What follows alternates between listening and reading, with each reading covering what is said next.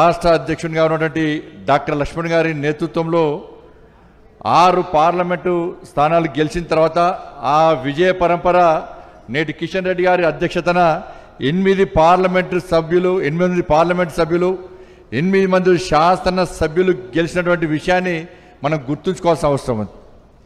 దీని ప్రధాన కారణం ఏంటంటే గతం నుంచి కూడా భారతీయ జనతా పార్టీ తెలంగాణ రాష్ట్రంలో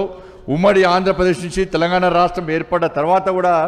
భారతీయ జనతా పార్టీ తెలంగాణ రాష్ట్ర ప్రజల కోసం ఈ తెలంగాణ రాష్ట్రంలో ధర్మాన్ని కాపాడడం కోసం పేద ప్రజలను కాపాడడం కోసం ఈ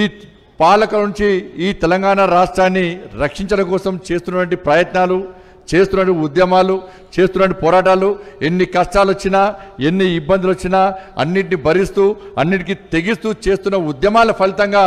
ఈ తెలంగాణ రాష్ట్ర ప్రజలకు భారతీయ జనతా పార్టీ మీద ఒక విశ్వాసం, నమ్మకం ఏర్పడిందన్న విషయాన్ని మనం గుర్తుంచుకోవాల్సిన అవసరం ఉంది.